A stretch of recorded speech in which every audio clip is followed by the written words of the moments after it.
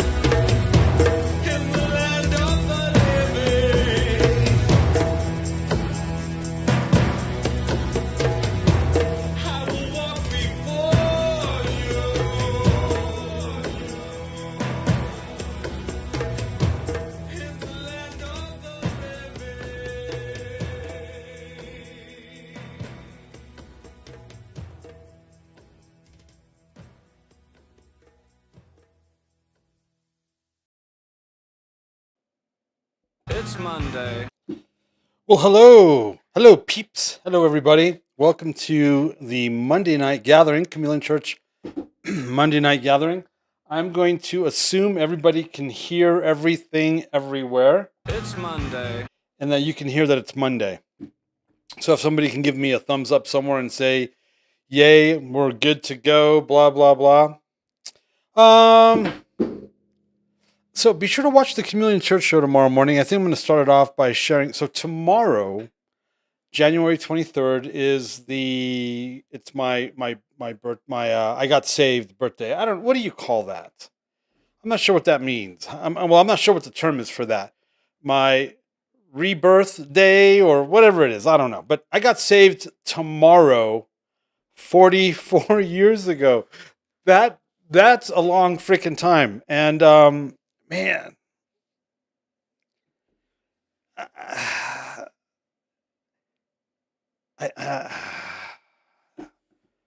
don't know how I could have done anything 44 years ago. That's just that's a long time. So anyway, I got saved 44 years ago tomorrow. And so I think I'm going to start the Chameleon Church show tomorrow morning with my explaining how that happened. Why not, right? I'm incredibly grateful that it happened. So I met my first mentor when it came to worship. Tomorrow morning, 44 years ago, I met my wife to be before lunch, and Jesus after dinner, and it's man, yeah. So yeah, that's a little something something. All right, Monday night gathering. Welcome everybody. I don't know if anybody has a prayer request. We can pray. If not, Father, I ask that you would quicken and open the minds of the understanding of your children.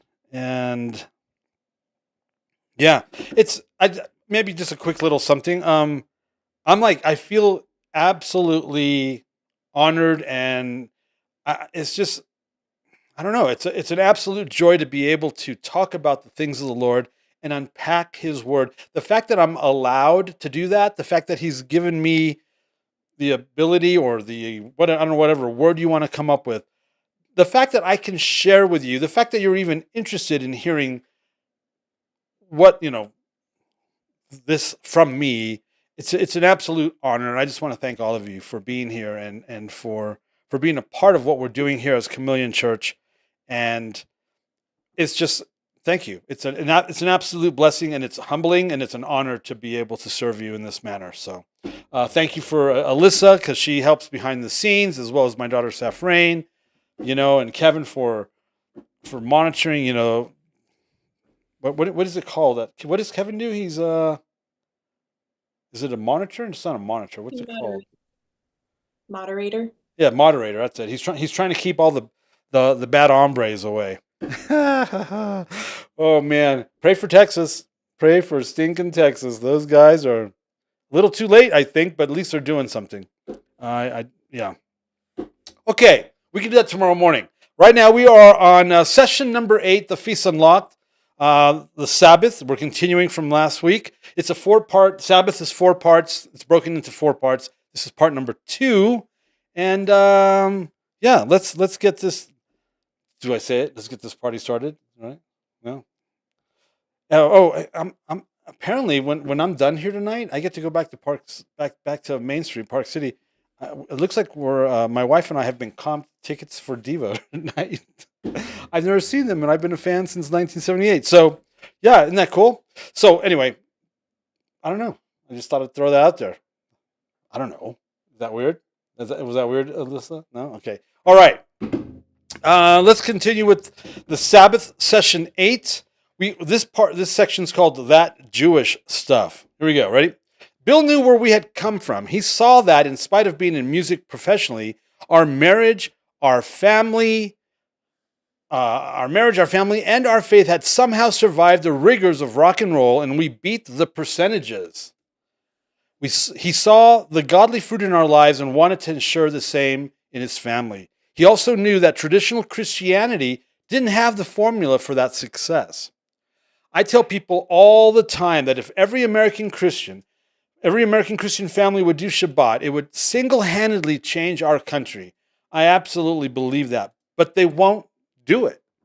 That's Jewish stuff is the most popular reason why they won't, and we're not under the law, they explained, without actually knowing what it is they're actually talking about or saying. Funny thing about that Jewish stuff, in chapter 2 I discussed the 7 rabbinic mitzvahs, commands, not mandated in Scripture, and how we participate in 4 of them. Shabbat candles being one of the traditional things that we do, and it's the second bullet item in that list. As you can imagine, there is a huge and exhaustive rabbinical procedure to this ritual. I'm only going to touch on some main traditional sections of the candle lighting and the contrast found in how we approach this. Traditionally, the lady of the house will light 2 candles. After the candles are lit, the woman stretches her hands out towards the candles and moves them inwards in a circular motion, ushering in a special guest, the Shabbat queen. 3 times. Oh my God. This is true, people. This is like a real thing. You've seen it. If you've seen it, you see him do this, right? After the 3rd time, the woman covers her eyes with her hands and recites the following blessing. We're going to stop right there. Obviously, we're not going to be ushering in any special guests, no matter what your name is, and especially if your name is Shabbat Queen, while 2 candles are functioning as oracles. We're just not going to do that. I need to address those who would yell foul right about now, and rightfully so.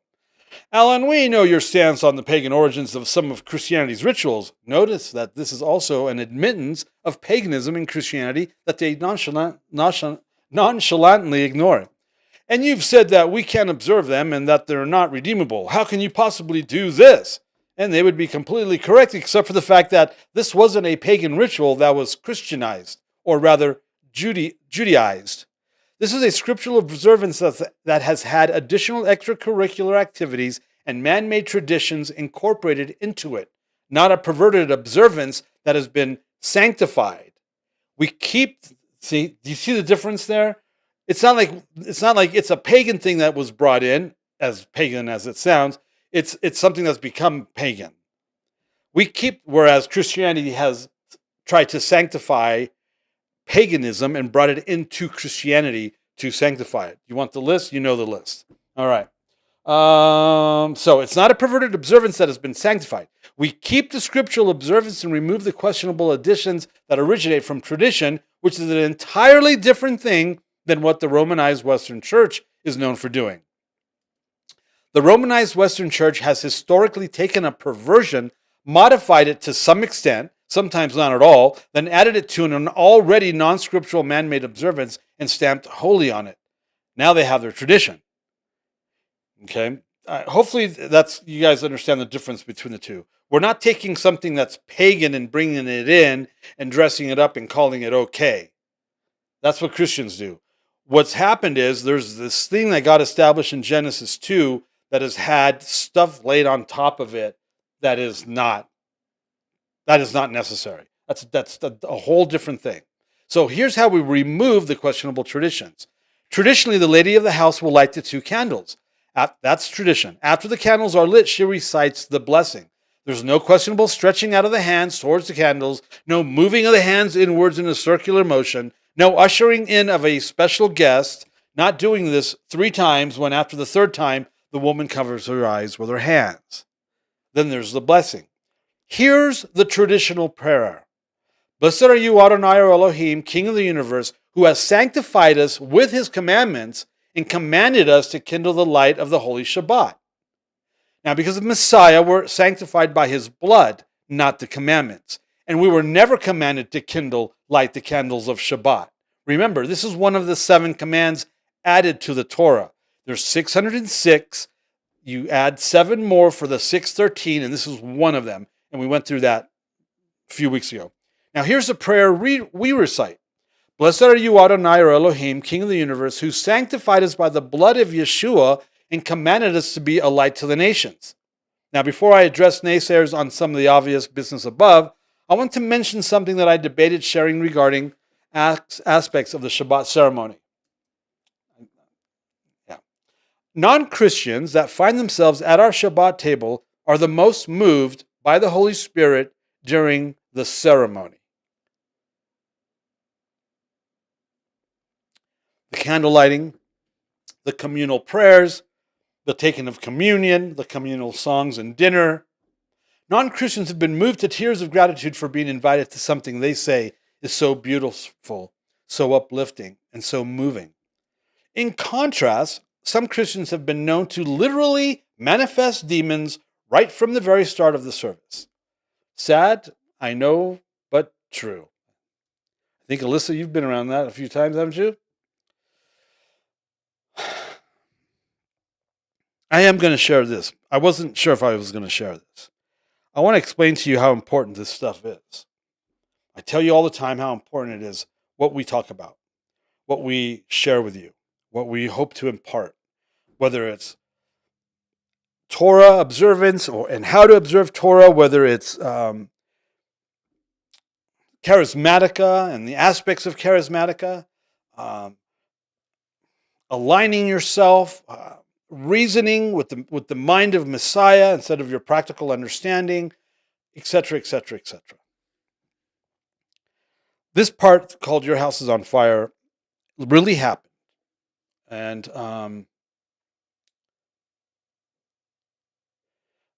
Alyssa, can you answer that question in Facebook? Are you seeing it? Okay. What I'm about to read really happened. I've maybe have talked to this person twice since this conversation actually occurred. Well, after this book was written, a couple of years after this book was written, this person's husband came back into our lives, and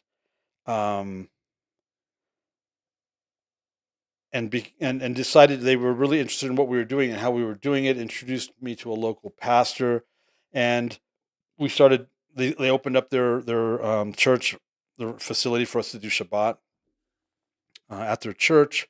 This was very short lived, very very short lived. Our working with these people. I'm still friends with the pastor. Obviously, some of you met him at the first conference, Bill. But I mean, he was literally fired from his role as a pastor because he allowed us into this church. And so the husband of this woman that I'm talking about in this section of the book came back around. I hadn't talked to him or seen him in maybe a couple dozen years. Well, I'll just go real quickly here. He unfortunately, this Torah stuff, became an accessory to his Christianity.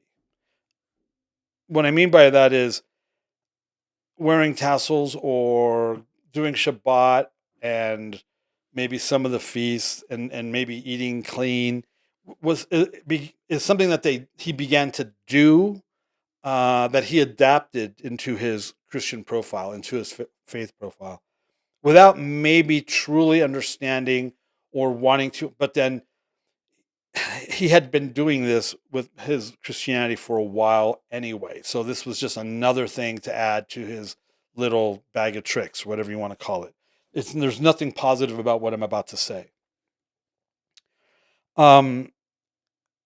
There was another couple that started hanging around that began to do what we knew them to do, and that was to start to usurp authority, usurp leadership, basically convince some people that they should be listening to them and not us, because they have this perverse need to be in charge, to be in leadership, to be recognized as leaders and to be in charge and lead and stuff.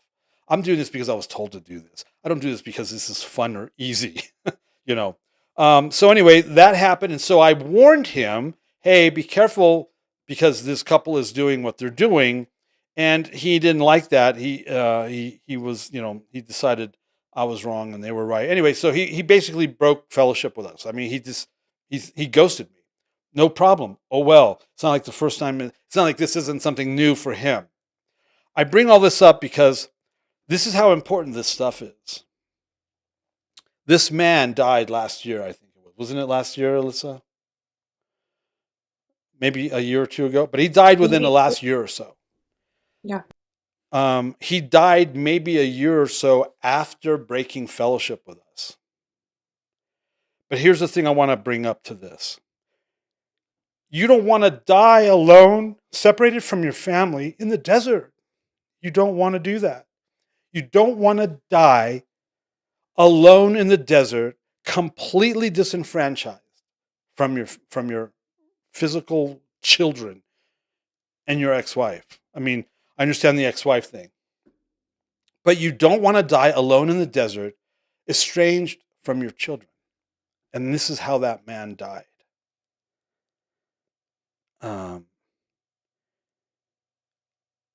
I believe that it's how we end. I believe it's how you end this race, right? No one gives a crap about how this race begins. It's how you end. You have to end well. You have to end strong. I'm convinced that how you end is more important than how you begin. And you don't want to end alone in the desert, separated and estranged, disenfranchised from your family.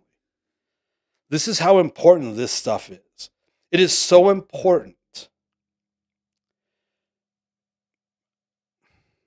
You have to be really careful on how you honor or dishonor God's servants. And I'm not saying that this happened to him because of how he treated us. That's not what I'm saying. That's not the point of saying this. But you do have to be very careful regarding that. Take David's example. He didn't insult God's anointed, Saul. And Saul was a total, complete cock-a-doodle show, man. That guy was on the wrong side of things. But David honored him because he was God's anointed, regardless if he was cooperating or not. You have to be very careful. Again, I'm not saying this to say anything about me. No, what I'm saying is you have to be very careful regarding the fear of God, the beginning of wisdom, and keeping in alignment with his modus operandi. Because you don't want to end bad. I mean, it was so bad that neither his ex-wife or children even said a damn thing about his passing on Facebook. I mean, it's just absolutely tragic. I loved this man. I honored and respected him and his wife, and we knew them for a very long time. And it's just tragic. The longer I do this, the more faces and names and actual tangible humans that begin to define things in the word, negative thing, more negative things than positive things. It's horrible. It's horrible, horrible, horrible. And this section, your house is on fire, is not it's not a positive thing. This is a difficult part. Okay. And again, I shared that simply to remind us of how important it is. You can't be lukewarm. 2, you can't be double-minded. 3, you have to really, really, really do. If this is an accessory to your faith profile, I'd rather you don't do this. If you're new, please be here. But if this is just another this is another Christian bookstore doily you're adding to your collection, no thank you. I'm not interested. And I won't pacify it. I literally won't pacify that. Which means you're eventually going to say or do something that I'm going to have to say something about, and you're going to get all offended and butthurt and leave anyway. But we're not here to play games, people. This literally is life and death. And your house is on fire. With that, I want to clarify that I am in no way, shape, or form a hater of the Romanized Western Church, Christians, or Christianity. I know what some of my comments about the mainstream Western and Romanized Church and Christians in general might sound like. I hear them come out of my own mouth. That it's a cult. That it's the worst thing you can get involved with. That it's so lame, blah, blah, blah, blah, blah. But my tone is passion, not anger or contempt. Maybe righteous anger. And it's only because I care. Your freaking house is on fire. Sorry. Your house is on fire. Would you like for me to walk by, notice that your house is on fire, go home, eat dinner, have dessert, watch a little telly, take a shower, and prepare for bed, and then remember to send you a polite little email? I think not. Your house is on fire. I'm going to rush the front door, pound on it, try to break it down, throw huge rocks through windows, scream, yell, anything I can do to get your stinking attention and to get you and your family out safely. You may not appreciate the damage to your house and my upsetting the wife and the kids and all, and that's totally okay with me. You'll get over it because you survived the house fire. I could easily quote the passages about the watchman on the wall who, if he doesn't warn another of their sin, their blood is on him. But the blood of the person he does warn, their blood is on their own head. But that would be too easy. For example, a woman, an old friend that I've known for quite some time, and I recently reconnected after many years. We talked a couple 2 or 3 times in the last 3 or 4 years, but without any real reunion. I decided that she wasn't interested because of how different our spiritual paths have been since the early 1990s. Told you it's a long time. I had tried reaching out on occasion, but had given up, so when she asked if we could meet, I was more than happy to do so. It was great to catch up, but her story was sad and filled with regret, divorce, betrayal, children that had rejected the Lord, quite frankly, the usual. These reunions, as excited as I am to have them, always end up bumming me out, because in the meantime, I'm not sad and filled with regret. Anything I say only magnifies their defeats, their failures, and their crises of faith.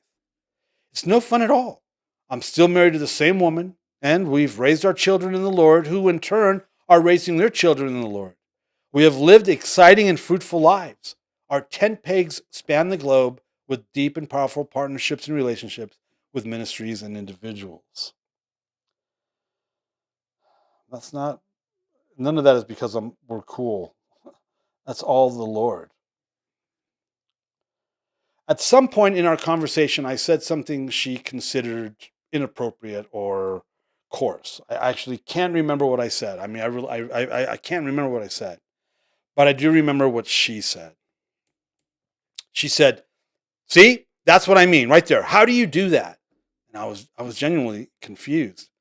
How can you be such a man of God and have language like that? That's why I've stayed away. That's why I haven't reached out. I can't let a man that speaks like that lead me and my children.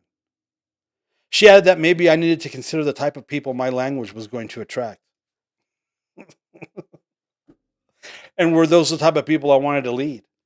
I should reconsider the type of congregation my language was going to afford me, especially if I wanted to lead a proper church. Well, that stung. I sat there for a minute, choosing my words in response carefully. I didn't want to say anything that sounded like an excuse. There was a huge lesson here for the both of us. Mind you, she had no real idea what my life had been like the last 22 years.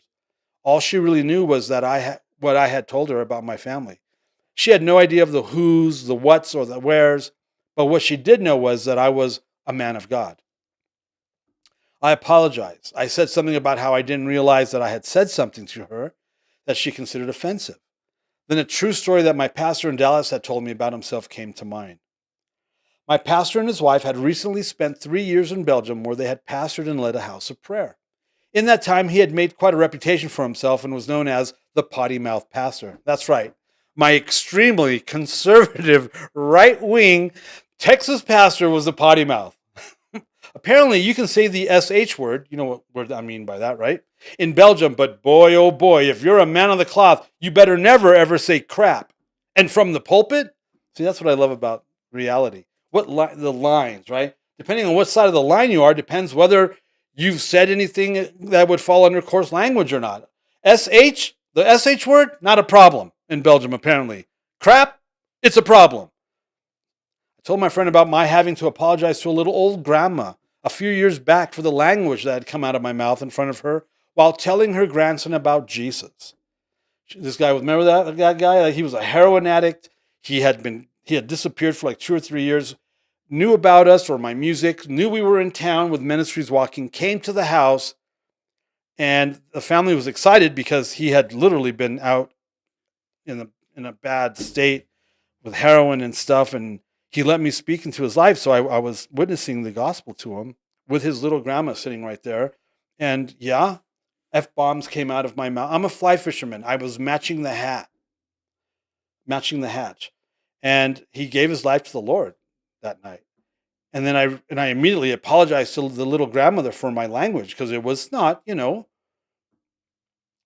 wasn't very Christian. I'm talking to a crazy heroin addict. She told me not to even think of it. She told me that for over 5 years prior, her grandson had left the family and the church for a life of heroin, and this was the first time he had come home.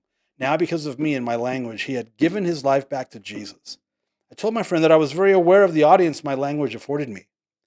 I also told my friend that audience consisted of entrepreneurs, clergy, drug addicts, and grandmothers, how that audience spans generations, and how my language wasn't always coarse.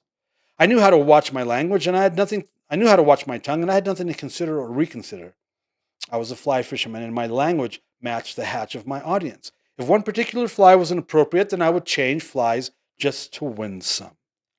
What I didn't tell her was that my language ostracized the religious. I also didn't tell her that she should be more concerned with the outcome of her life and how demonically broken her daughter was, based on what she told me, what she had told me about her daughter, the cutting and I especially didn't tell her that her concern for my language as being the primary reason for why she couldn't let me lead her and her family was only going to continue to keep her where she presently was.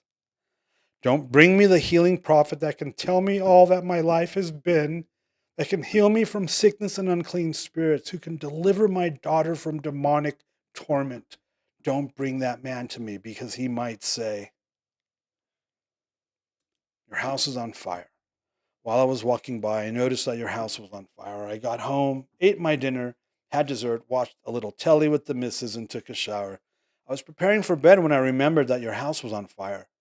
I'm considering a polite little email, but first I must ensure that I get the words and tone right. But I digress yet again. I hate this. I hate it. I hate what people use as a defense mechanism not to submit to the Lord. Why they won't break themselves on the rock of his salvation. The things they use to deflect that necessary piece of their life. And they use stupid crap like that. It's horrible, because I'm watching them. They literally die in front of me.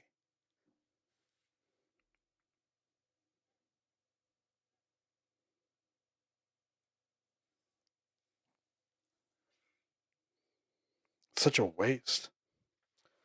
All right, the traditional prayer goes like this. Blessed are you, ADONAI, our Elohim, King of the universe, who has sanctified us with his commandments and commanded us to kindle the light of the Holy Shabbat.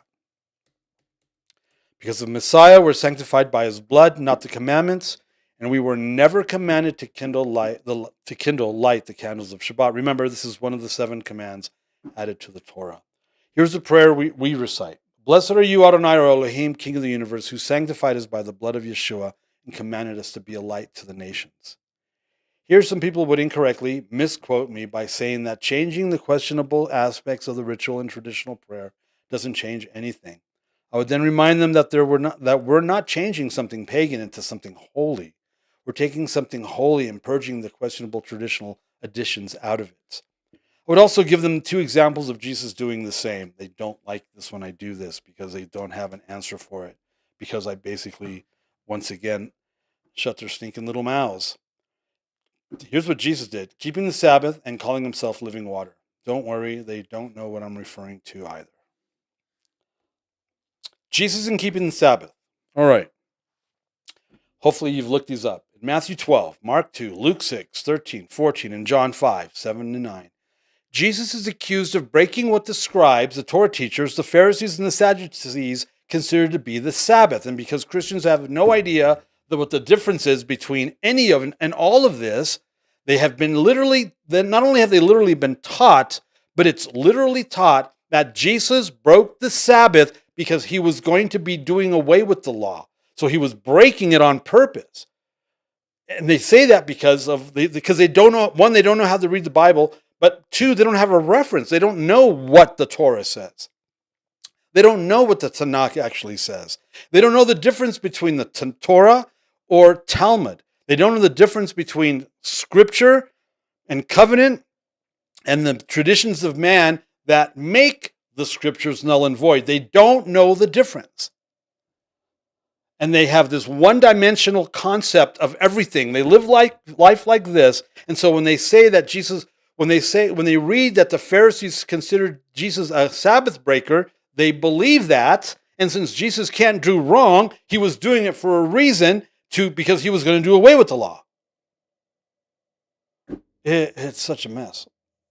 And they're just not very smart. That's another thing I say about Christianity that upsets people. All right.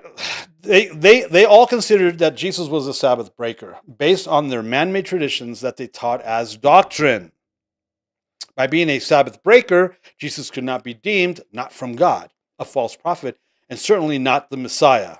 Did I say that incorrectly? Jesus could be deemed not from God as a Sabbath breaker, a false prophet, and certainly not the Messiah.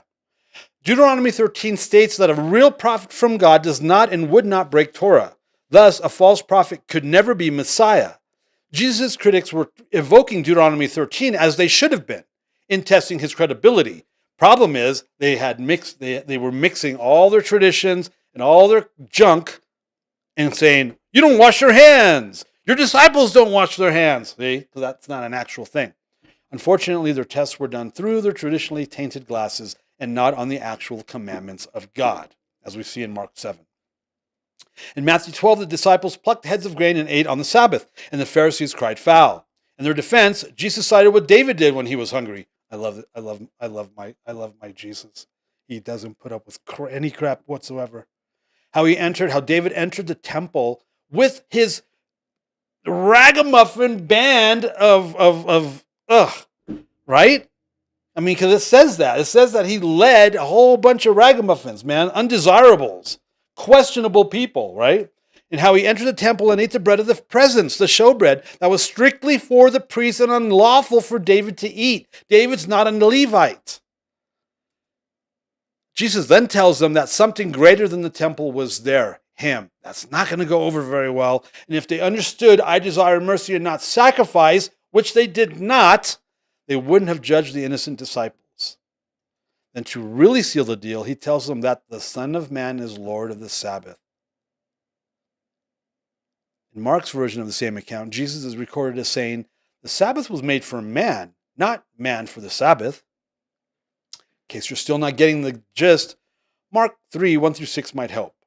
Oh, I love this. I can see this play out.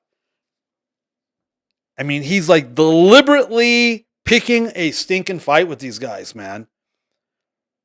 He's not some passive rollover Matt. No. He's an instigator. He's deliberately there to push their stinking buttons and then rub their face in it. Jesus goes into a synagogue where there was a man with a withered hand.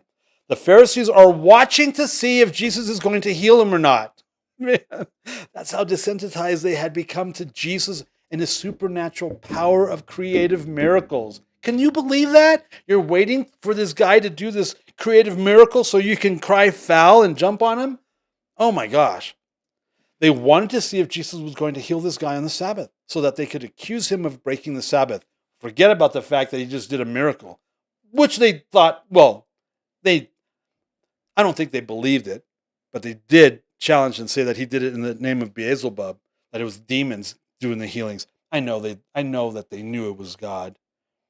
They could accuse him of breaking the Sabbath, even though there is no actual instruction against healing on the Sabbath. Knowing this, Jesus says to the guy with the withered hand, come here. I mean, he's deliberately doing this. Oh, I love it. It's on. He says to the Pharisees in verse 4, because he knows what they're thinking. Is it lawful on the Sabbath to do good or to do harm, to save life or to kill? They said nothing. Jesus is angry as he looks around the room at them, grieved at their hardness of heart, and says to the man, stretch out your hand. Oh man, he is provoking these guys so bad. The man stretches it out, and it's not a withered hand that he shows them. The Pharisees leave, find some of their factionalists that agree with them, and start devising a plan to destroy Jesus for healing a man on the Sabbath. I personally think it was because they knew he was Messiah and there was no seat for them at his table, the table they were dead set on keeping for themselves. There was an established religious order, an old and traditional established religious order, a good old boys club that everyone adhered to and never questioned. It was based on God's established order, but it wasn't actually God's established order, and Jesus knew that. In the same exact way, Jesus also knows that our old and traditional established religious order that everyone adheres to and never questions, that was based on God's established order, but isn't actually God's established order, is exactly, I'm talking about Christianity, is exactly like the Pharisees' established religious order. Jesus is not welcomed in their established order, and he sure the heck is not welcomed in Christianity's established order. Their established form of observing Shabbat was marred with man-made traditions taught as doctrine. The Romanized Western Church's established form of observing the Sabbath is marred with man-made traditions taught as doctrine. Their observance of Shabbat was and is oppressive, burdensome, and riddled with rules, and Jesus was upsetting their legalistic and religious cart. The Sabbath is a day of celebration, a day of blessing and of God's goodness. It's not like a dentist visit. It's a day given to us by God as a gift and as a sign. Nothing could have been further from the truth of what they had turned it into. And that's why Jesus was so angry with them, angry with their hardness of heart that bred their religious legalism. Their house was on fire. With that, I'm going with Jesus' example and definition of Shabbat, not Judaism's or Christianity's. Fortunately, many today have been taught that Jesus did indeed break the Sabbath as a model of his doing away with God's commandments, the Torah, a new covenant. They cite Jesus' breaking of the Sabbath as proof text for why Torah is no longer applicable to believers. They don't know about candles. They don't know about what can be done on the Sabbath or not. They have no idea what it is that they're talking about.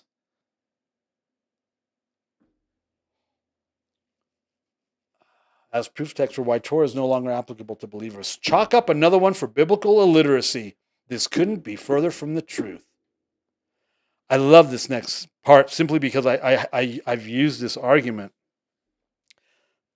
There's a lot of people out there that don't like the way I do Sabbath. They don't like how I do what I do, and so they're gonna say, oh, they're gonna cry foul about stuff, and I get to remind them about these things. And they literally don't have a retort for it, because what can they say?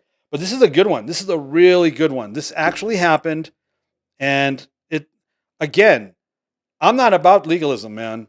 You know, if you want to be legalistic, if you don't want to cook on the Sabbath, don't cook on the Sabbath. But don't get on those of us that do.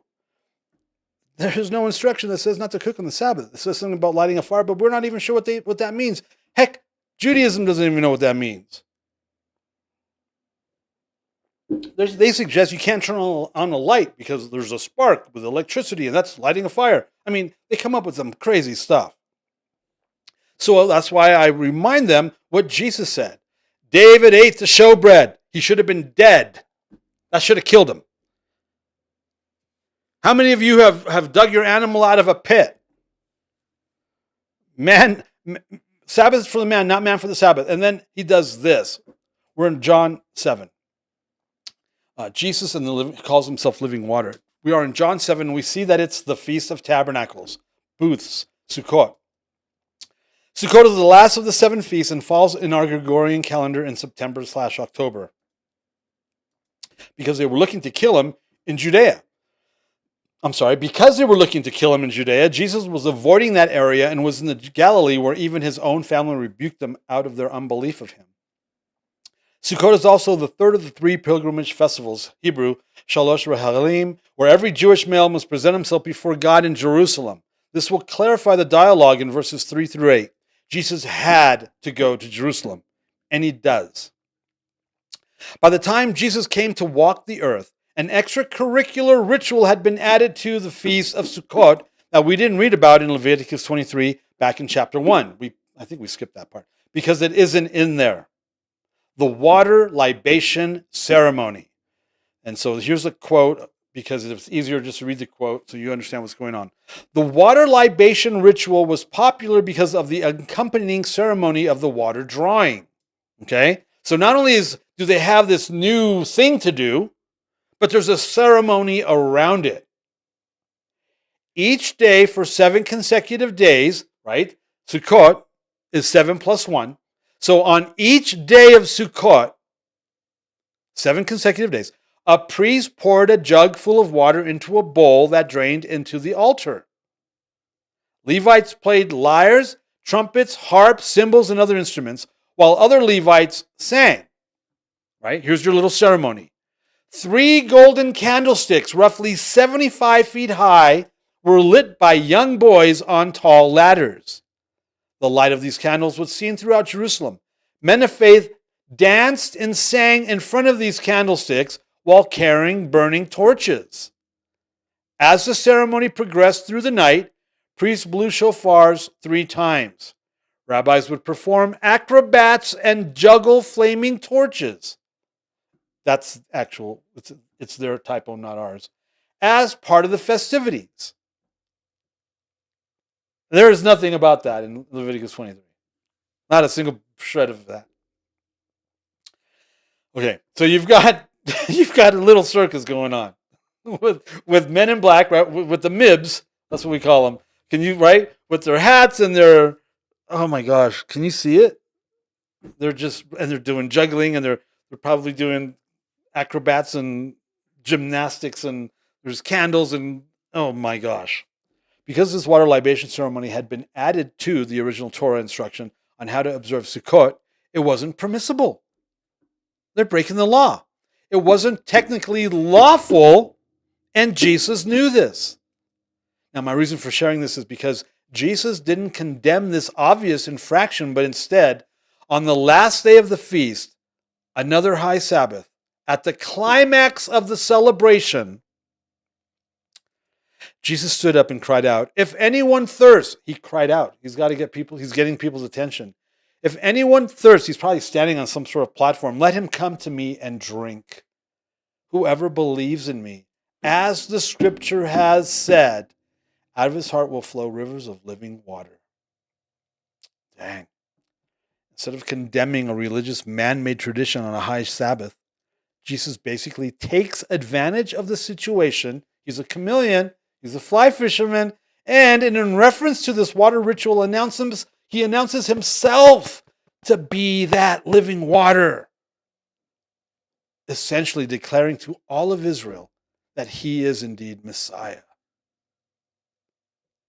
And most definitely proclaiming that I am the reality that the water in this ceremony symbolizes, the true life giver through whom the Holy Spirit is also given.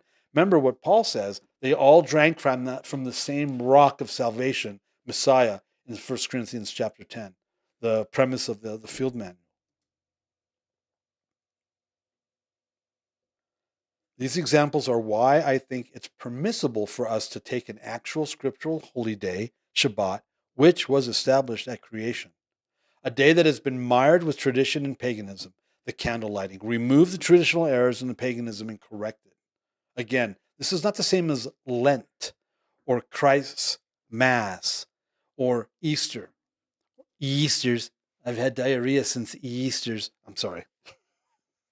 That's Nacho Libre. I'm sorry. That's what I always hear. That's what I always hear in my head when I read Easter. I hear Easters. Oh, I'm horrible. I'm sorry. None of those were actually scriptural holy days, but merely man-made traditions devised to replace actual scriptural observances. Fact.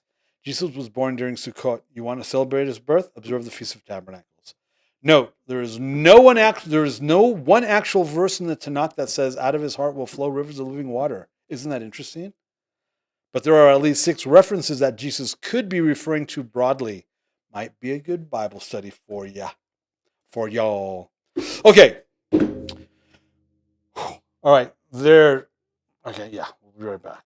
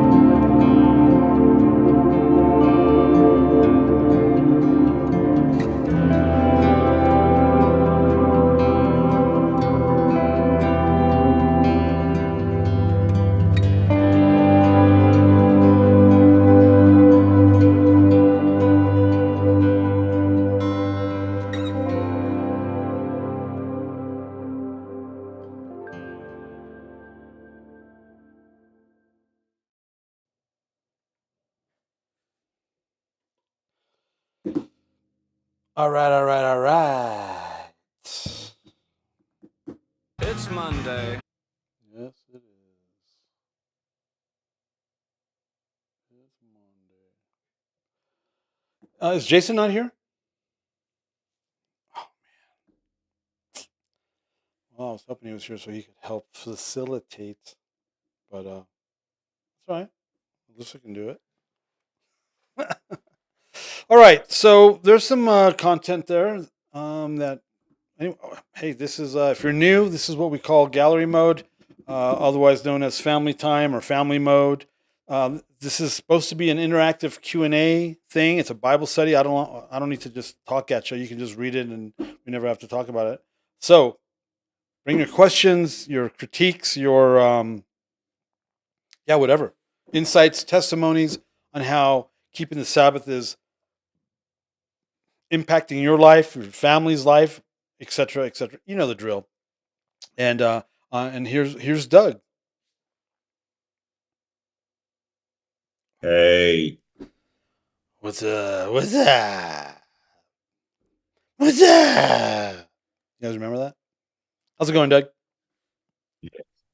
I still use it I know, right? It's awesome. because it's wonderful. I Because it's wonderful. miss the penguins. You know, Doobie doobie doo. yeah, So great advertising. I miss 321 penguins.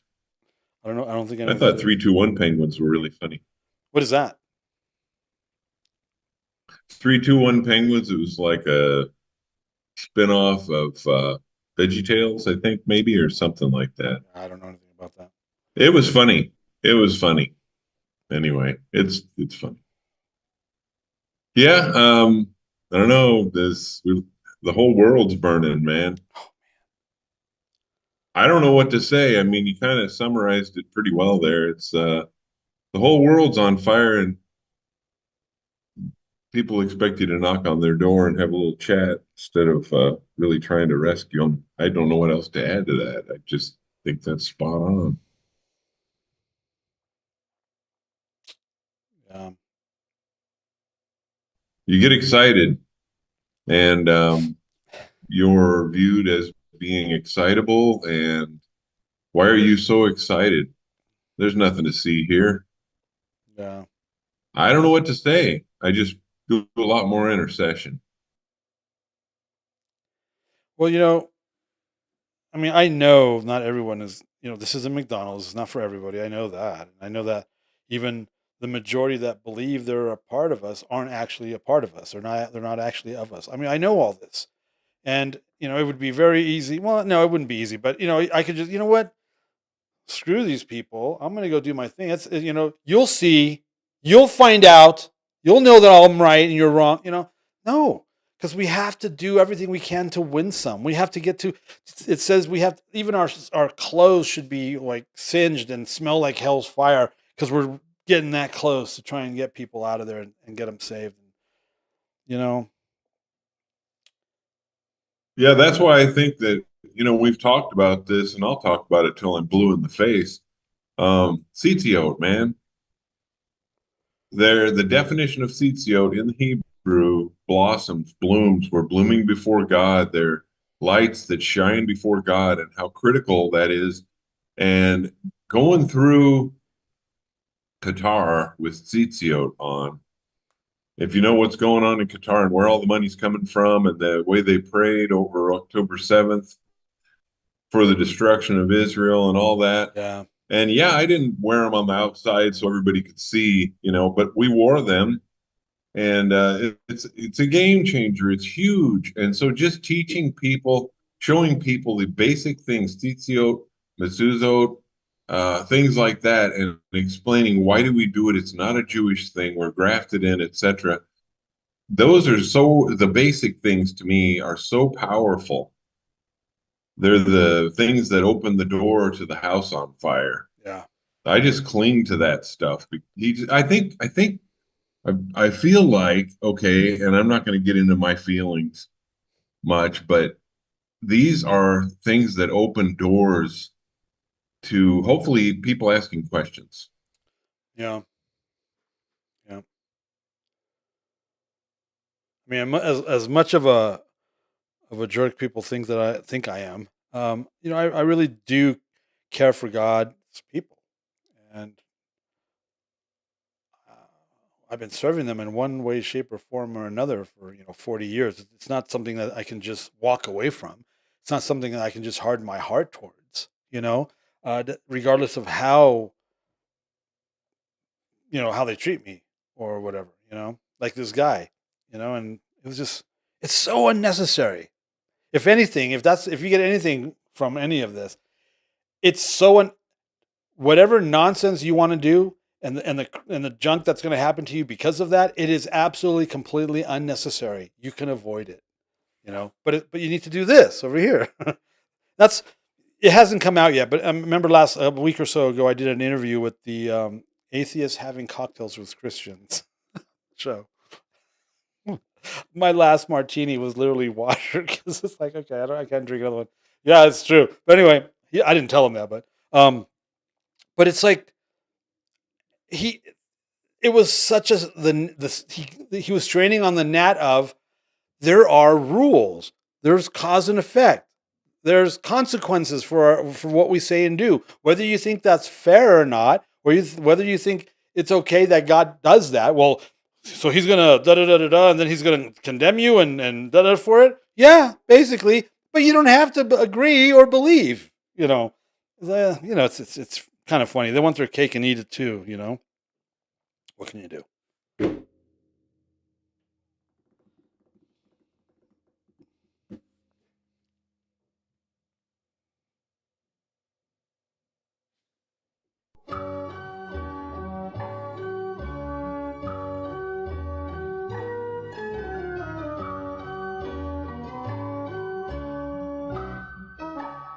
Are you there, Alan? I am. This is just an observation of when I started out celebrating Shabbat and this whole thing about fire and they can't turn on the lights and I was looking at all this tradition and I'm like, it's supposed to be easy. God gave it to us. The other thing that I made note of was basically easy. Jane, can you repeat that? I'm sorry. Are you all right? Can you hear me?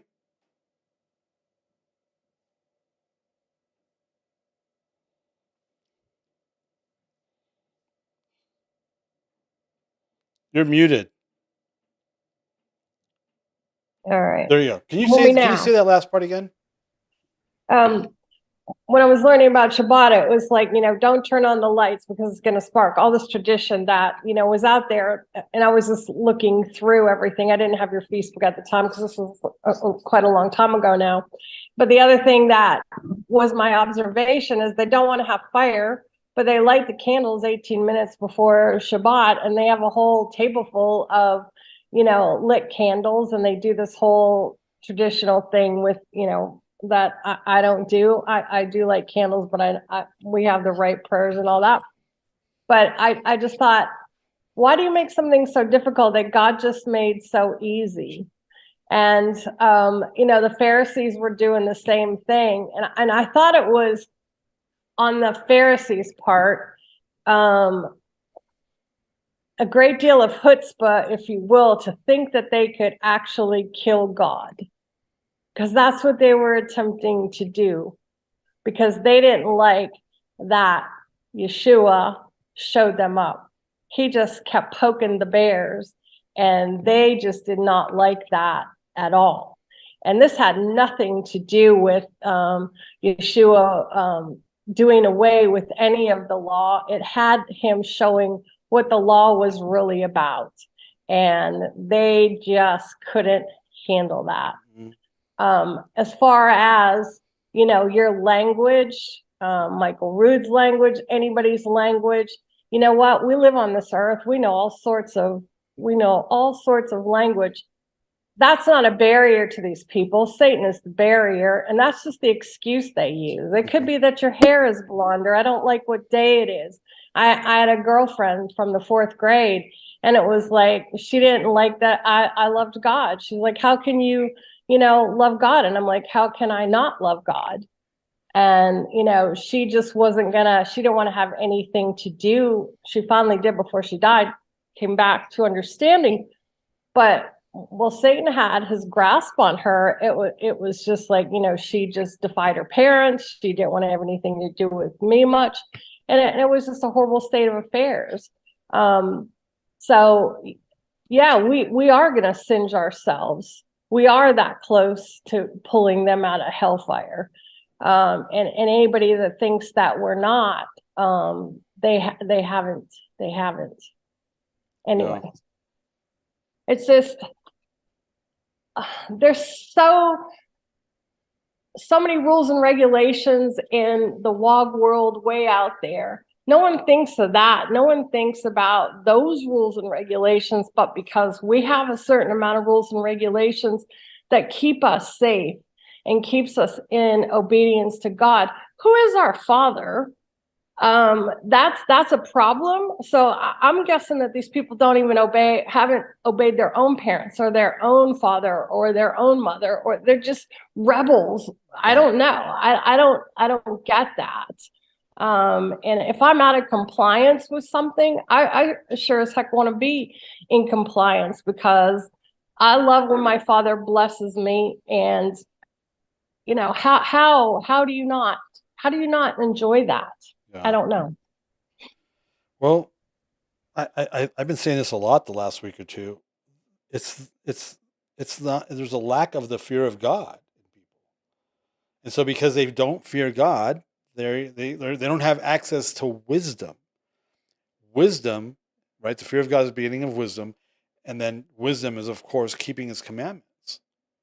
And then that's where blessing and long life and all that stuff comes from. It says so. In the actual, see, again, Christians weren't taught that. The actual scriptures tell us that the blessings of keeping the commandments, keeping Torah, are there's monetary blessing, health blessing, long life blessing. I mean, there's a whole list. I have them, and people don't. They weren't taught that. It's like they've been told that that's not going to happen until you die. Well, no. That can happen here on earth right now. But it's based on this. It's predicated on these, rules of engagement. They don't like that. They don't like being told what to do. So we're going to do it. You're wrong. We're going to do our thing and believe the way we believe. And it's not about works, Alan. Okay. Okay. But I mean, if you just take honor your mother and father, that you may live long on the earth. I mean, how much more simple can that be? So if I dishonor my father or my mother, can I expect longevity? I don't know. I'm not going to try it out to find out. Yeah. I honored my mother and my father, and that's just the way that I just learned to be. You don't go around killing people. I mean, just take, if they want to just take the Big Ten, which is what they do, they take the Big Ten and they throw the rest of them out. Yeah. But, we got to follow the Big Ten. Well, if you're following the Big Ten, then why aren't you following the rest of it? Oh, no, we can't do that because then it's legalism. Well, then just go murder somebody if it's legalism then. To me, it's like either you're all in or you're not. Right. I don't know how else you can be. It's a hugely convoluted conversation, and which is why he told me to write this thing. I didn't know I could write. But the feasts are a simple way to start everything out. I mean, remember the Sabbath to keep it holy. Again, one of the Big Ten. Hello. It just boggles my mind. Anyway, I'll shut up. Well, no, you don't have to shut up. But they've convinced themselves that that's the Lord. It's Sunday, the Lord's Day, and they're not gonna do any. They're not gonna actually research it to determine. Oh, no, the Catholics did this. The Catholics did whatever they did. It's yeah. What can you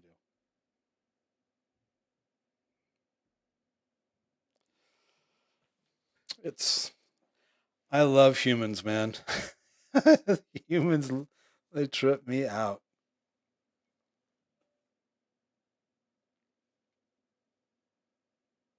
So I think that your observation that there was no fear of the Lord is just spot on. I think that there's some kind of a rule in the rabbinical laws called the deference to the majority. Have you heard of that?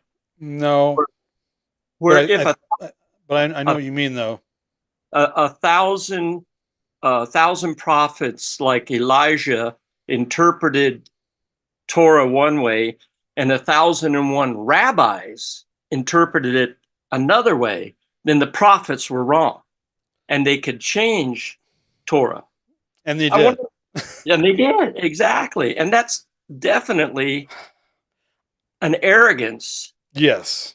And because we're clearly told that we can't do that. And so, and then it's also, when Ezra was reading before in the second temple, and he was reading Torah before the people for Nehemiah 8. Huh? Nehemiah 8. Yes. And when do you think all of these legalistic rules came into effect within their culture? I don't think it was that far back. Well, it came out of Babylon. Oh, well, that was when they were coming out of Babylon, It's right called there. the Babylonian Talmud. Yeah. Yeah. Here's why I think they did that. Like you said, 1,000 prophets, 1,001 rabbis. Rabbis cannot do what prophets do. They can't prophesy. They can't heal the sick. They can't cast out demons. They can't do any of that stuff.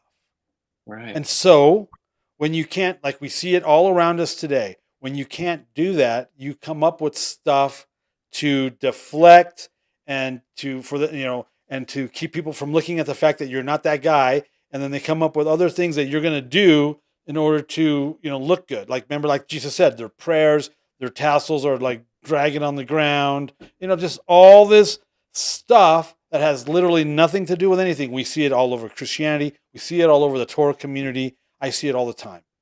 And it's the same thing. And it's like, that's why you have to have Elijah versus the prophets of Baal. You have to have showdowns, man. You have to have showdowns so that they will be consumed, done away with, discredited in front of the assembly, right? The Moses and Korah crap. The scepter, the incense burners. I mean, we see this all the time, where you have these guys that rise up thinking they're all that in a bag of chips. They have no spiritual authority. They have no supernatural ability. They literally can't do anything in the supernatural in the earth realm.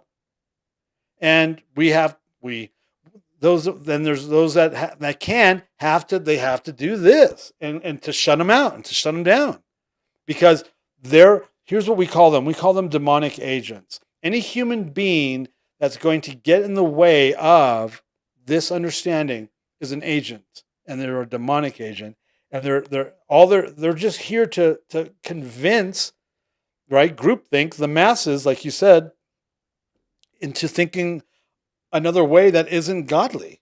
Because see, they're the God guys. They should be able to do this stuff. And if they can't, they have to discredit those that can. That's why Jesus was doing it in the name of Beelzebub. Excuse me.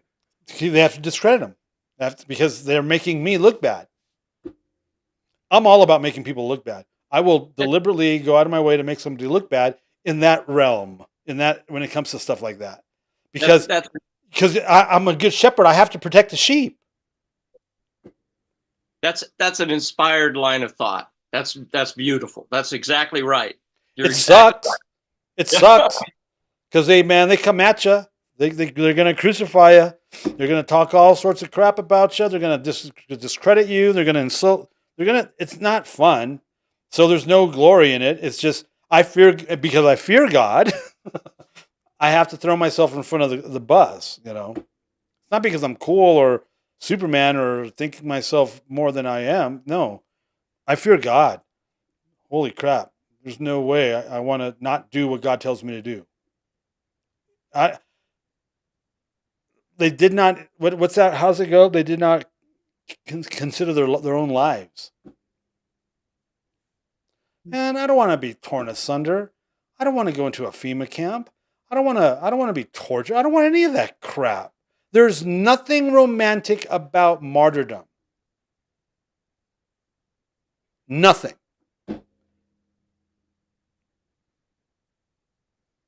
I have a question. It's a little bit different. Actually, a lot different. Is it lighter? Because this is heavy. It is. It's a teeny bit lighter. It is. It is. What kind of coffee am I drinking? Well, in my Chameleon cup mug, I'm drinking.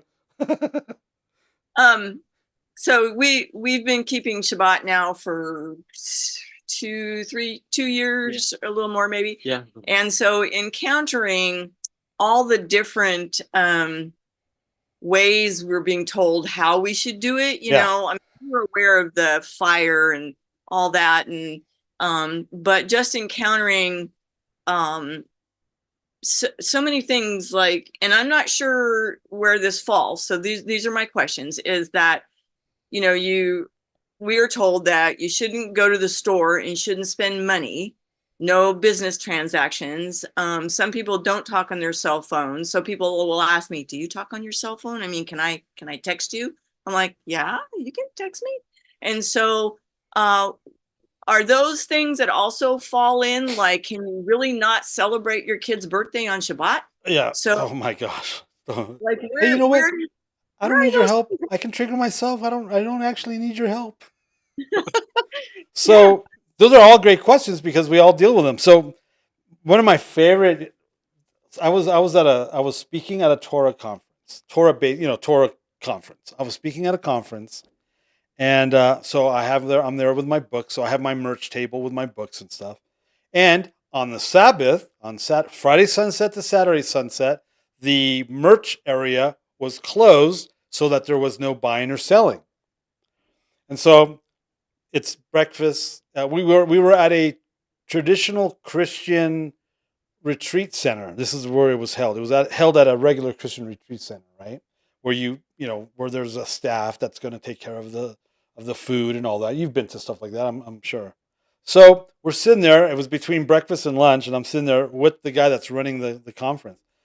And we're sitting there chatting. I go, and we're watching, the staff bringing out the food and putting it in the like a salad bar area where people are getting their food and all. I go, so we can't sell our books because it's the Sabbath, but these people can work for us. These people can serve us. You want to explain that one to me?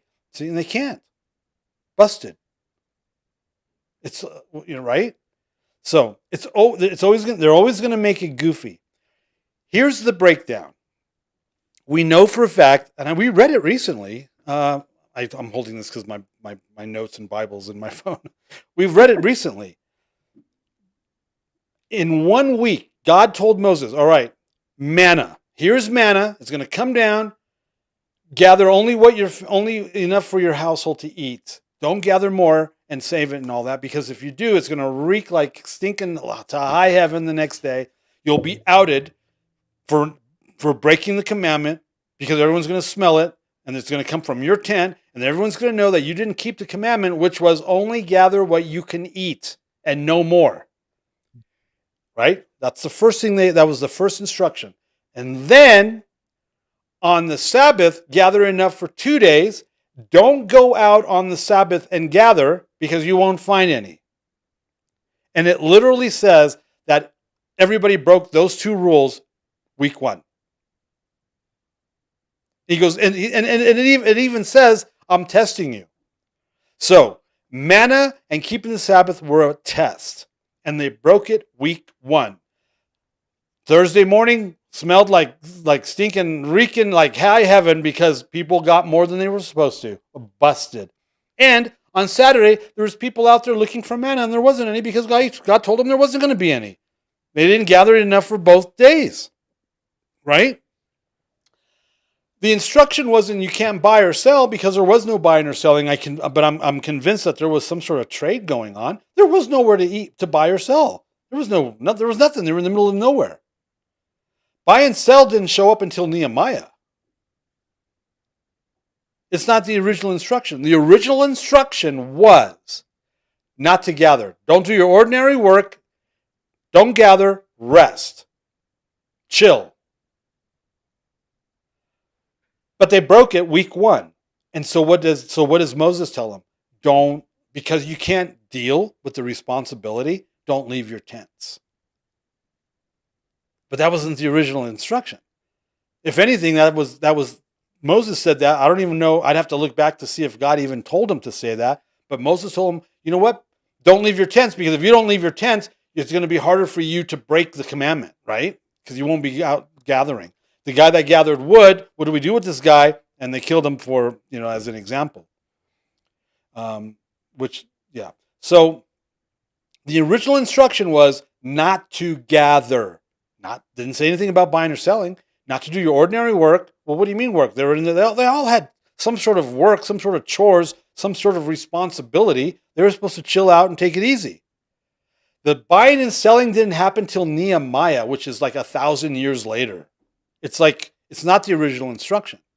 Then it says that on Friday, right, you can, boil or bake or whatever, what you're going to eat, and then you can set the rest aside for the Sabbath. So they interpret that as, I have to boil or cook whatever I'm going to eat on Saturday on Friday because I'm not supposed to cook on Saturday.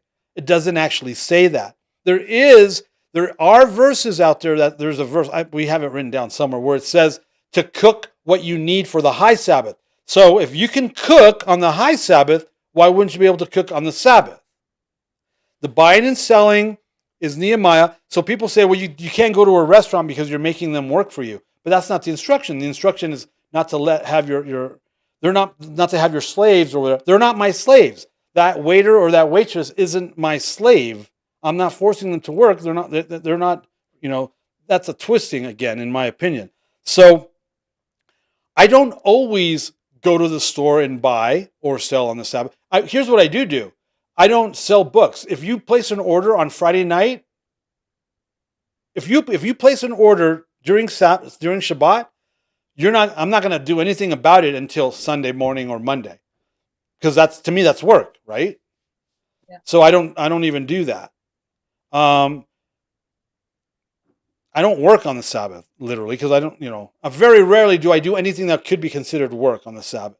I don't always go to a restaurant on the Sabbath, but sometimes I do. I don't always go to a store and buy something on the Sabbath, but sometimes I do. So it's, what I'm saying? And I made a list. I mean, I made an example. For example, if I'm a farmer, I probably shouldn't do any gardening on the Sabbath, but you can take photographs. But if I'm a photographer, I probably shouldn't take any photos that I could sell later on the Sabbath. I do some fly fishing, some guiding, and I was doing some freelance guiding for a big resort here in town, and they got angry with me because I wouldn't guide on the Sabbath, because that's work. I can't go fishing and get paid for it on the Sabbath, and they would make them mad because that's a big day for that type of stuff. Yeah. I'll go fishing with my son, but we go to where we know. But we'll go to a regular place. We won't go and look for new spots because that's work. I can fish on the Sabbath with my son, but we're always going to go to a place we already know about, because that's not work. See, and I've used examples like, do you get mail on the Sabbath? Because if you're a Sabbatarian, if you're legalistic about the Sabbath, and a lot of people are, I always ask them 2 or 3 questions, and they couldn't answer me because, again, it's usually goofy stuff. So it's like, do you get mail on the Sabbath? Well, you believe that if you go to a restaurant, you're working for somebody, or you're causing someone to work for you. Well, isn't the mailman delivering mail for you on Saturday somebody working for you? You should probably have your mail turned off on Saturday. And the dumbasses actually will do that. And I'm like, you totally missed my point. My point is, because there's somebody working at the electrical plant to make sure your electricity is going. What are you going to do? Have your electric shut down on Saturday? See what I'm saying? It's like common sense, man. That's why Jesus said, you'll jump into a pit and get your animal out on the Sabbath. It's like common sense stuff. You're not going to help somebody on the side of the road. You're not going to help an animal who might be dying. No, the Torah says you pick up that bird and you put it back in its nest. You take that cow back into the owner and put it back in the pen. Are you going to call that work? They do. See, it's a religious spirit. I can't tolerate it. I won't tolerate it. I don't have a problem with it. So a good example. We had what was it? What conference was it? Was it Sukkot, Alyssa? And there was a new family. And we all, so we had this big old dinner and worship and all that, and they didn't cook on the Sabbath, and so they were like, oh, da da da da da, we don't cook on the Sabbath. And I'm like, oh, well, that sucks for you. So we cooked for the 40 people or whatever that was there, and we all had dinner and all that, and then we all ate, we all cleaned up, we're all done. It's nighttime, we have a bonfire, and we're doing a worship service, and they came up to me and they go, everything's been put away, we can't cook our dinner. I'm like, how do you not understand that you want to inconvenience 40 people? How do you not understand that inconveniencing 40 people is worse than whether you cooked your dinner an hour ago before the sun went down? I'm like, you're SOL, dude. I told you not to do this. I told you this is how we do things around here. You don't want to cook for, I'm busy. We're doing worship. We're serving the Lord. We're, as a community, we're worshiping the Lord right now. I'm not stopping and interrupting any of that to help you figure out how to cook your dinner for you and your wife and your 2 kids or whatever. That's on you, man. If that's what you want to do, knock yourself out. If you don't want to cook on the Sabbath, don't cook on the Sabbath.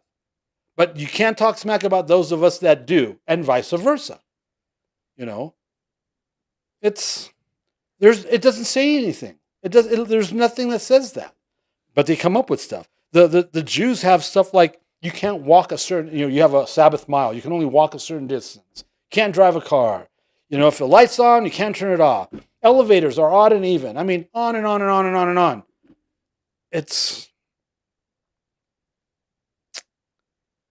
I'm going to go with Jesus. How about this? I'm going to go with Jesus. How about this? How about be more concerned about yourself and quit worrying about what others are doing, right? That too. But I know a guy that was traveling, visiting family, and he showed up to somebody's house. They made him dinner, and he literally went through their trash to look at the labels to see if it was okay for him to eat it. And basically said, yeah, I can't eat this, and made my aunt cry. I showed up at her house, and we're talking. I hadn't seen her in a while. I'm at her house like a year or 2 later. And she had the steak she was cooking was wrapped in bacon. So she was cooking it, and the bacon falls off the meat. And she's moving the bacon over to the side, and she's cooking the meat. I didn't say anything. And we're talking and all that. And then when it came to plating, I go, oh, we won't, thanks, but you don't have to put any of the bacon on the plate from my wife, right? She knew that our diet, but it's not like her everyday thing. So to her, it was nothing.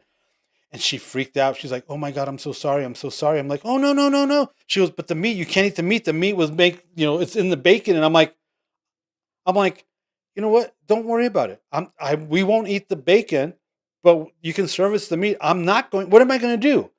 Sorry, we're not going to eat that. We're not going to eat the meat that you know what I'm saying? I'm not going to be sinning by eating that. It'll be more of a sin for whatever damage I'm going to cause this poor woman emotionally. And then she told me about this guy that did this to her.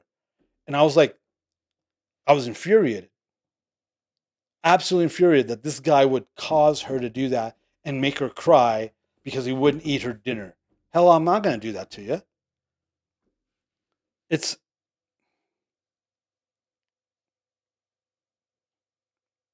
There's too much of that running around out there, which is why I wrote the book.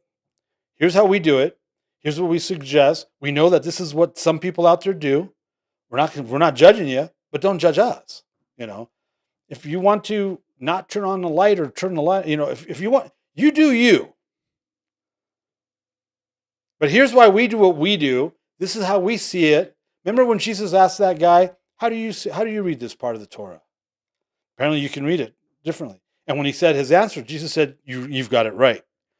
If they want to read it like that, if they want to read the Torah and think that, not, okay.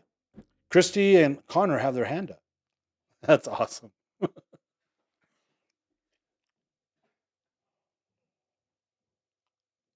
You're muted. Yeah, sorry. So just a question. So I guess I'm kind of going back and forth. So you give the example of the living water where Yeshua, it seems like he's not confronting the tradition, but he's trying to use it to his advantage. Absolutely. Okay, so then we have other situations here where like people are doing bar mitzvahs and stuff. It's fine. We just don't want to do them for our kids. And people get so offended, or like I'm homeschooling. People get so offended that I homeschool. I mean, I guess how do you navigate that, or is just by the spirit on which ones you use to your advantage or which ones you just be you? Well, it's two different things. One, I don't play to people's offenses unless I offend. If I do something that's like let's say here's an example. Let's say I drank 3 or 4 beers before we went live, and then we went live, and 30 minutes into this broadcast, I'm like, that's unacceptable. But if you're offended because you saw me drink a beer, that's on you. Do you know what I'm saying? I don't play to people's offenses, and I can always consider the source. If I do something that's an offense, I will be the first in line to apologize. I'm all about, you know what I'm saying? There's a right way and wrong way. If people are offended by you for homeschooling, that's weird. If people are offended by you because you're not going to bar mitzvah or bat mitzvah your children, I think that's weird. Because it's your children. You're the one you're the parent, you're the one that's answering for your children before the father, not these people. It's, I have a hard time playing to the peanut gallery. I never have. I very seldom do. I try to be pastoral, but I'm not going to be I'm not going to be a goofy Muppet for people. There's just no way I'm going to do that. God has to tell me, and he has. God has to tell me, hey, do this for these people because I'm working on these people because these people are, like Romans 14. Oh, we're afraid we might eat meat offered unto idols. I know that sounds like Heidi ho, but I do that on purpose. Remember that guy? Heidi ho. Yeah. Oh my gosh. People were not eating meat so as not to eat meat unto idols, offered unto idols. So they all went vegetarian. And Paul's going, you're a dumbass. Don't do that. That's not what this is about. But they did that. They literally went vegetarian because it's easier if I don't eat meat, that'll be easier than if I have to actually navigate meat eating. You know what I'm saying? And people do that all the time. I don't know why they would get mad at you about those things. It's not like, where does it say thou shalt not homeschool? Thou's better bar mitzvah and bat mitzvah your children. It's like, that has nothing to do with it. Now, if you're smoking pot with your kids on Sunday night, that's weird. Do you see what I'm saying? Now that's the thing. And you're like, crap, he's got discernment. No, I'm just kidding.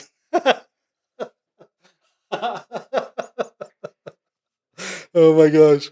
You see, there's like real things and then there's fake things. People are religious. And I have zero tolerance for religious spirit, man.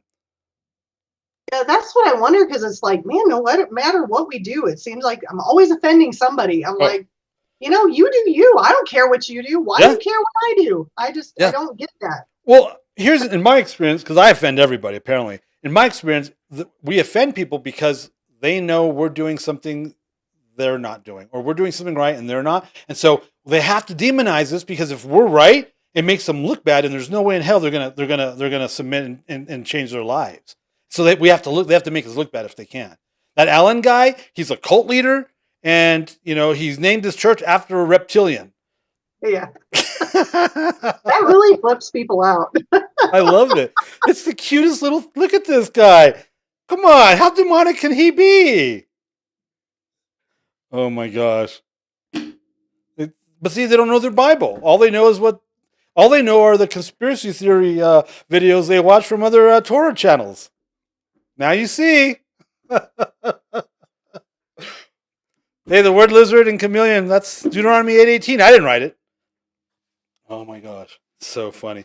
Yeah, so I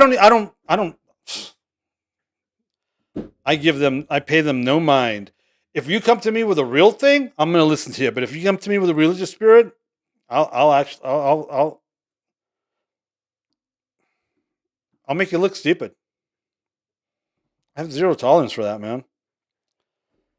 Good questions, though. Good questions. Do God? Yes. Okay, another question. There's a lady, Torah observant ladies group on Facebook, and just cruising through. And I'm fairly new to just reading. I wanted to see, what women are doing across, the states and stuff. And so, How'd that work out? well, it's interesting because there was a huge debate on whether or not to have relations with your husband. And When? on Shabbat. Oh, That's why I'm bringing it up, on Sabbath. And apparently they pulled out some scripture where, and I didn't pay attention to it because I was just kind of scrolling through, but I was just really surprised. And it said something about a man shall not touch his wife, and on and on. And so there was a huge debate on there. isn't that regarding the menstrual cycle? I didn't pursue it any farther because I thought, well, that's another one to me that was really odd, that there would be the debate on whether they'll debate everything they possibly can. Oh, it was really interesting. Yeah. Well, the only passages I know about not touching is based on the menstrual cycle. Look at Lenny. Lenny's like, I want in on this one. Oh my gosh. I'm too old for this. Oh my gosh. There are weirdos out there. I only know of passages talking about the menstrual cycle. That's it. That's it. I don't know anything. I've never ran into anything that said not to have sex on the Sabbath. I don't know anything about that. Alyssa, do you have any? So apparently there's a verse in Jubilees. Oh! And so that is where people draw from a lot of the time. I think that also, you don't need to be in here. I think also some of Ian's like, sex? Sex? Yeah. What's going on here? As he's holding like this new baby. A year ago. I think also part of it comes from the being clean to go to the temple on Sabbath. So if you know you're going to be going to the temple on Sabbath, then maybe don't. But isn't the instruction but the instruction is you're unclean until you wash, right? Or is there a time period? Well, you wash and then it's till evening. Yeah, you're unclean till evening. Till evening. That's what I thought. Yeah. So if you're planning to go to the temple the next day, don't. But as far as I am aware, and I'm in whatever random Facebook groups that I mostly avoid anyway. It's only Jubilees that actually says don't. Well, it's like there's people out there that are doing that calendar, and it's based on Enoch and the Dead Sea Scrolls. Yeah. Don't do that. Please don't do that. Zadok, don't do that. We lost one or two people because they decided to go with that calendar, and I'm like, why would you do that? It's weird. Right. Well, and you've read the extra biblical books. Most of us have probably read some of them, and it's just you have to, with anything, constantly be comparing it to the standard of Torah, of the scriptures, because it's not that everything in there is bad, right? But people will, I don't want to say the lying pen of the scribes or whatever, but people will insert things, and it's not all scripture. Some of it is profitable, but it's not all scripture. I don't know. So your own discretion. With caution and discernment, please. The marriage bed is undefiled. I remember that from the New Testament.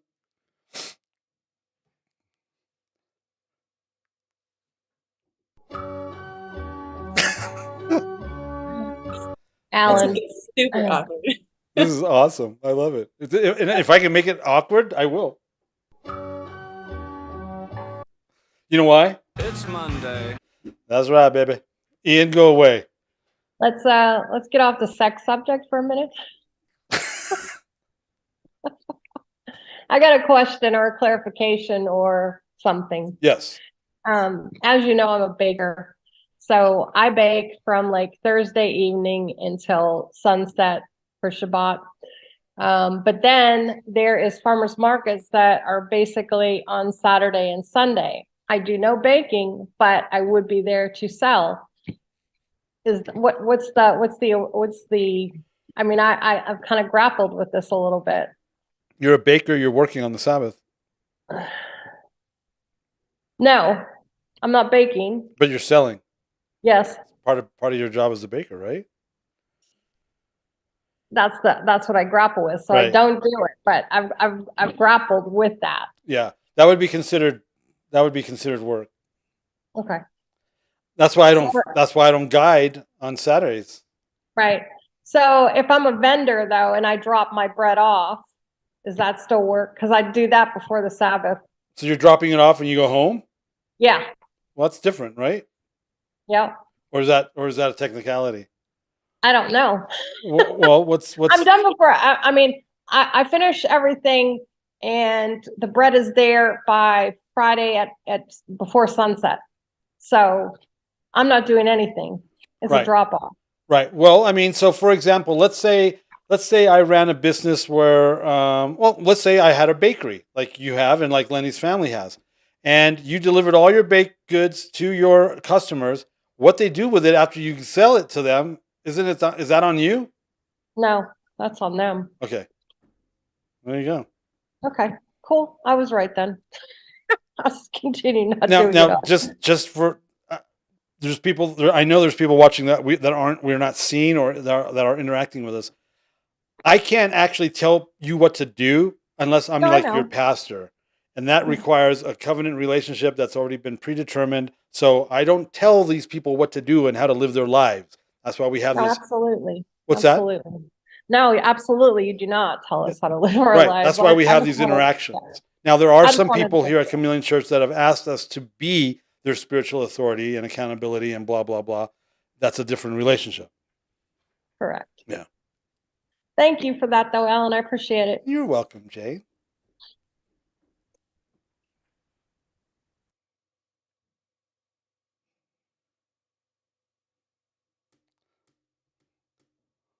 Swix, how's it going over there?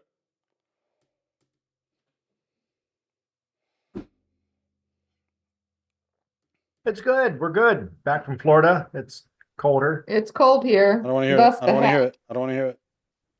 Yeah, I know. I know. You've got your own things. Yeah. It's all good. But yeah, all good.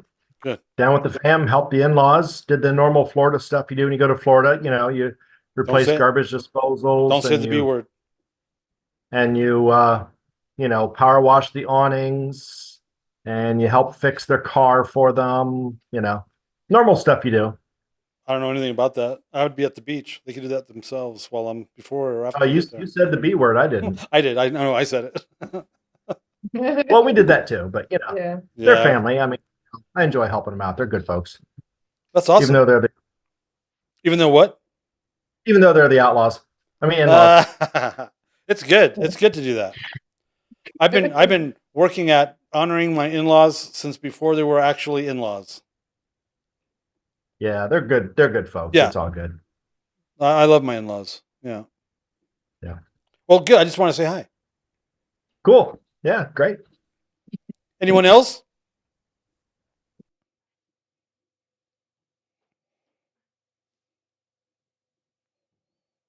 Hey, Hey. I just wanted to add one more thing. This hit me the last week. I was doing some research, and I had never quite read it this way, but I know, again, we need to be more concerned about ourselves, right? And not going around telling people what they should be doing in their lives. For me, that's huge. It's one thing to share with people and love on them and try and help them out of their burning house, but to just go around and you shouldn't be doing that and you shouldn't be doing that. I think that's where you're weird. you're talking. That requires It's, a relationship. Yeah. Well, yeah. But 1 Samuel 15:23, rebellion is witchcraft. Yep. Disobedience is idolatry and sin. And I think if we were more concerned about that and ourselves, we'd be a little busy with that stuff. And we'd have more of the fear of God instead of, yeah, okay. Yeah, that's one of the first things I was taught or was told or learned as a brand new baby Christian, because I was a punk rocker. That was a political, social, anarchy, rebellious thing I was involved with. And not only was I involved with it, I was in the music side of it. So we're propagating it. But yeah, I remember them explaining to me how this witchcraft, or this how rebellion was as the sin of witchcraft. So yeah, it's I don't think that's really taught a lot. I don't think that verse, what you're talking about, is really taught a lot. I don't think people. I'm convinced that people really don't understand, acknowledge, or know the severity of sin. I mean, Paul says there are sins unto death, and I have a good idea of what some of those are, simply because when you do this as long as I have, to the extent that I have, you see what it says, and it says, oh, this happened and they died. This happened and they were killed because they did this. There are sins unto death, Paul says. Yeah, you want to. This isn't for the faint of heart. This is really serious stuff. This is a blood thing. We were bought with someone's blood. Someone shed their blood on our behalf. There's blood involved when it comes to the partaking of this covenant. It's a blood covenant.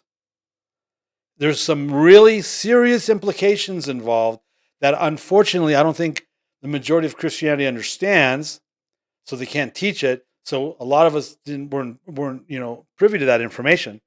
It's serious. That's how serious this stuff is. I mean, I shared what I shared earlier about this guy dying alone, estranged from his family in the desert, because that's not how you want to end up.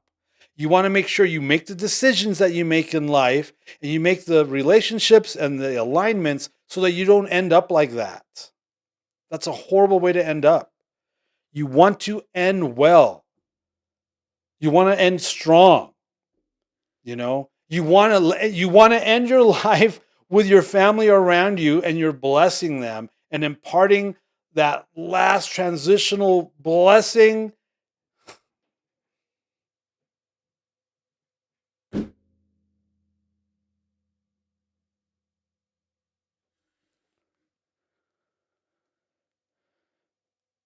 This thing looks a certain way when you do it right. And it definitely looks a different way when you don't. That's a great way to end this, but I didn't push any buttons. I don't know if you can tell, but I loved this man. He screwed up bad, man. Screwed up really bad. And there's no coming back from it. I mean, when it's done, it's done. There's no coming back from it. We have a certain allotted amount of time to do this thing right. We get one shot at this thing. And Lenny knew who this man was. Lenny was his pastor for a while. It's serious stuff. You want to live in alignment. You want to live according to his precepts. You want to live according to his covenants. You want his blessings in your life. Dying in the desert alone is not a blessing. And I don't believe it is. I don't think it looks like that.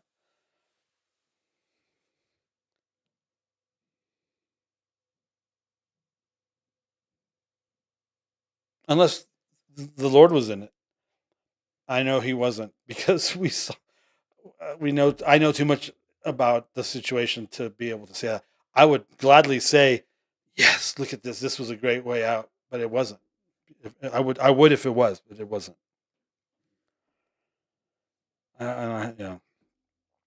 Again, it's serious. We have to. This is serious stuff. We are walking through Leviticus 23 regarding the way God prescribed us to worship him annually, when and how. That's serious. When God says, I want you to worship me like this at this time, we need to take note. And that's what we're doing. So So it's serious stuff, and it might even get a little serious. I mean, I don't know. It might get more serious. I don't know. I haven't read the book in a while, so. So, anybody else before we call it?